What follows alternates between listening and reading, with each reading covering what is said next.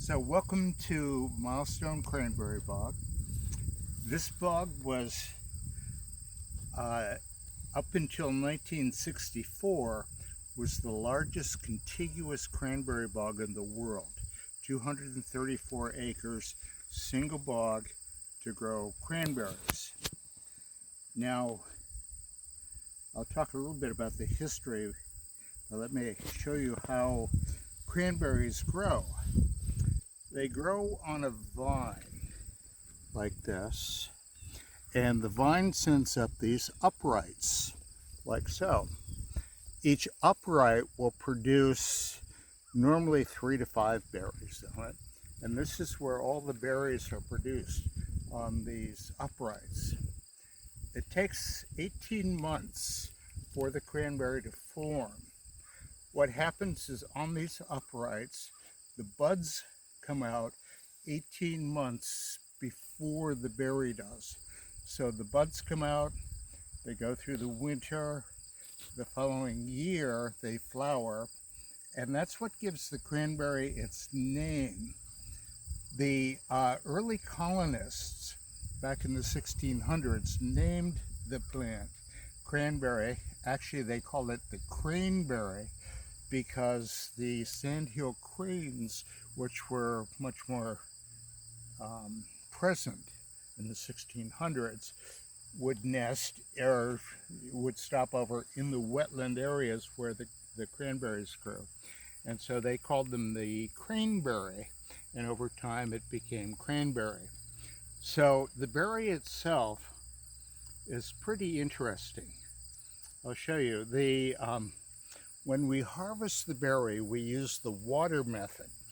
And each berry, I'll show you the inside of a berry here. There's little seeds inside, and each one of those seeds is there because a bee visited the blossom in June when they flower. And you can tell how many times a bee visited by counting the number of seeds.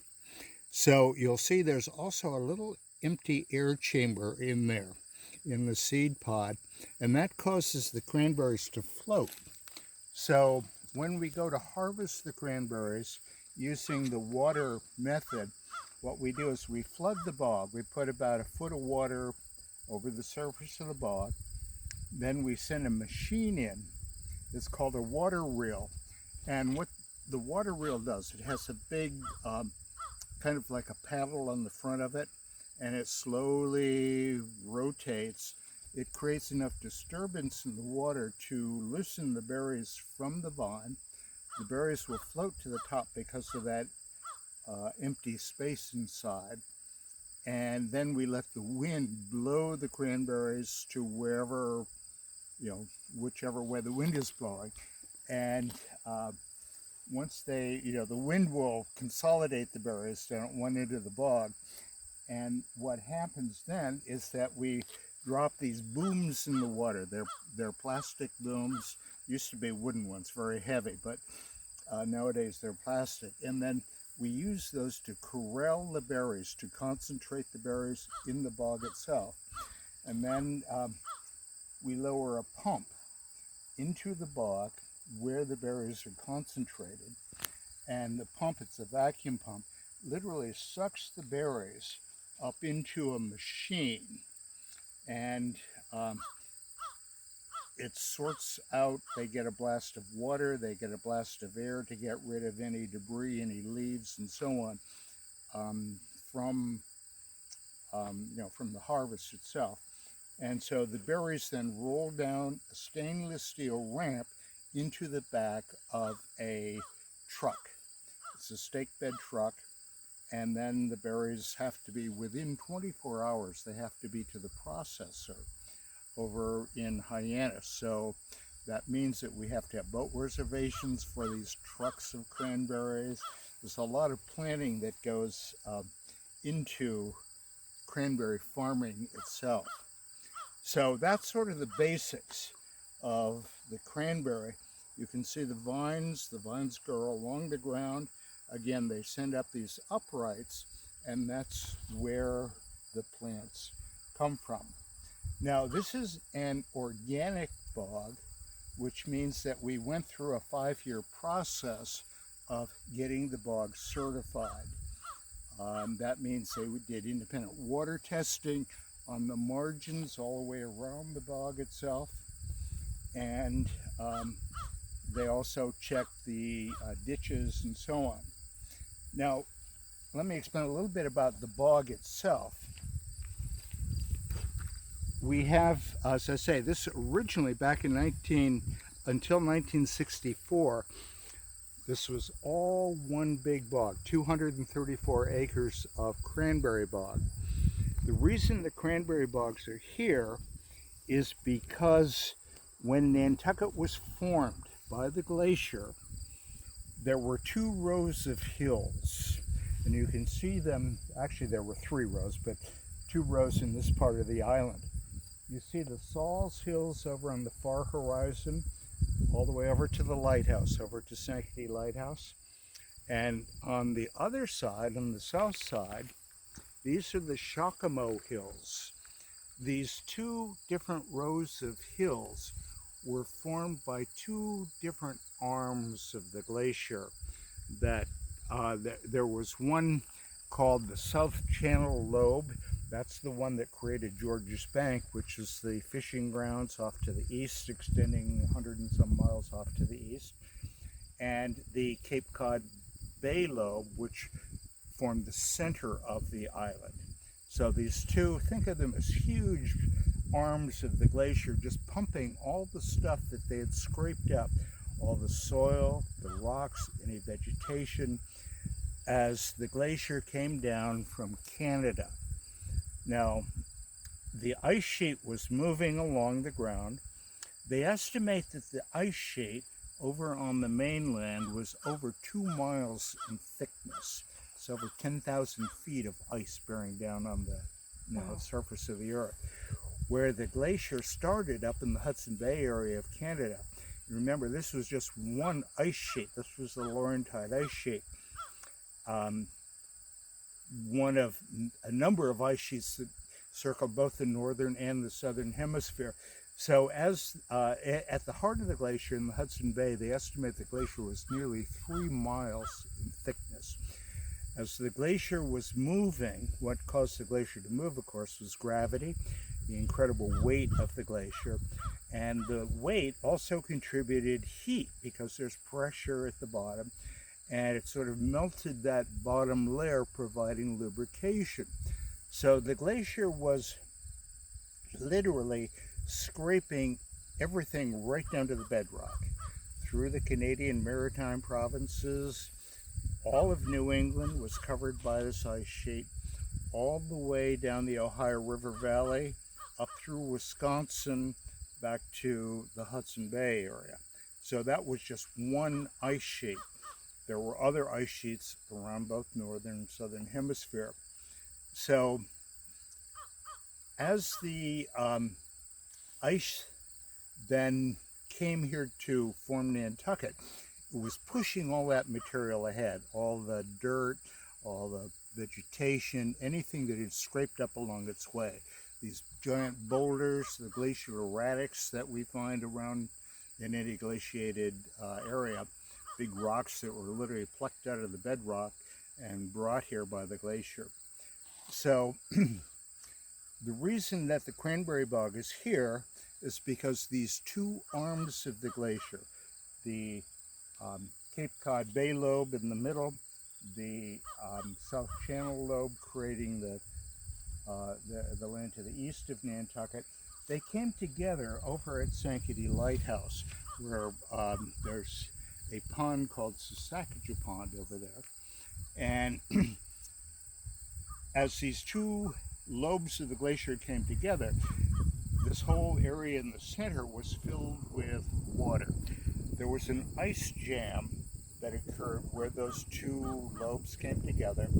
So if you were standing here on this property back in the 1600s, you would have been at the bottom of a 60-foot glacial lake that was between these two rows of hills. So when that ice dam broke, so great that it created Saskatchewan Pond, which was an existing, we assume it was a kettle hole pond at the time. The force was so great, it literally sucked the material out of the pond, making it the largest and deepest of the ponds on Nantucket. At the back end of this huge glacial lake is Gibbs Pond, which is the second largest of the kettle hole ponds on Nantucket. And Gibbs Pond also serves as the primary freshwater source for the cultivation of cranberries on the cranberry bogs. So as this area, and we're talking over thousands of years now, as this area dried out, so to speak, it was a huge wetland, and that's why the cranberries grow here. The vegetation over thousands of years formed these beds of peat, and peat is one of the requirements for growing cranberries. You need to have a peaty, acidic soil. It's the kind of conditions not too many plants thrive in. So that's one of the things that makes cranberries unique, is that they require a peaty, acidic soil. The two other things that cranberries require is an abundant source of fresh water. And we provide that from, as I say, Gibbs Pond, the second largest kettle hole pond on the island. And you'll notice the ditches around the bog. There's a 2.5-foot ditch around the outside of the bog, and there are lateral ditches periodically across. The reason for the ditches is to make sure that the peat layers have plenty of water, because the cranberries require an adequate supply of water. The third requirement, other than the peaty acidic soil and the fresh water, is sand. Every 3 to 5 years, we coat the cranberry bogs with an inch or so of sand. And what the sand does, it stimulates that vine that I showed you initially along the ground, and it acts as sort of a like an insecticide, in that any insects that lay their larvae and so on, it would take care of those. So it provides some nutrient value as well. You don't think of sand as having much nutrient value, but in fact it does have certain chemicals or whatever that. So those are the three things you need. That's why the cranberry bog is here, because of the fact that this was a wetland over thousands of years. Even up until the 1700s, this was a swamp. It was referred to as Gibbs Swamp back then. And so anyway, that's a bit about the layout of the cranberry bog, why the cranberries are growing here in this area, and a little bit about the geology as to why the cranberries are growing here. These two rows of hills coming together provided the location, the water, to provide the wet soils that we have here. So you'll notice on the far side and around the property, there are boxes for bees. We need bees because bees, of course, are to pollinate the cranberries, and if the berries don't get pollinated, then there's no berry. So what we used to do is import cranberries. We would bring them in a flatbed truck over to the island, and you can imagine stacks of the beehives covered with several layers of mesh and so on, and getting them on the boat.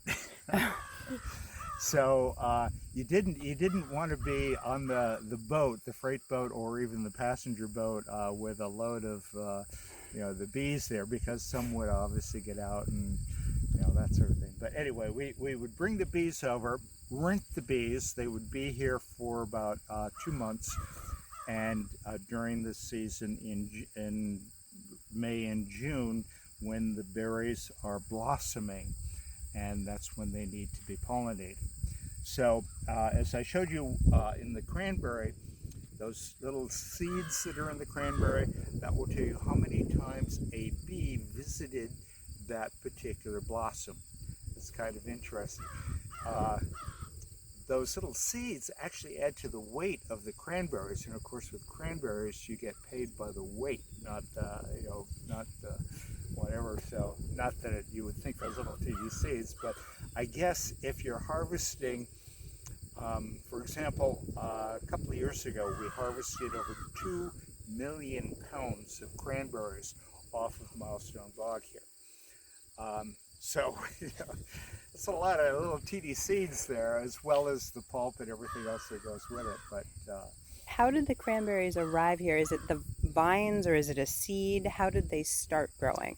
um, that's a good question, and it's no one really knows how the cranberries got here, other than, remember, the glacier had scraped up all this material coming down from the Arctic, everything in its way, plant material and so on. So it was probably in that seed catalog or the seed package that the glacier brought here.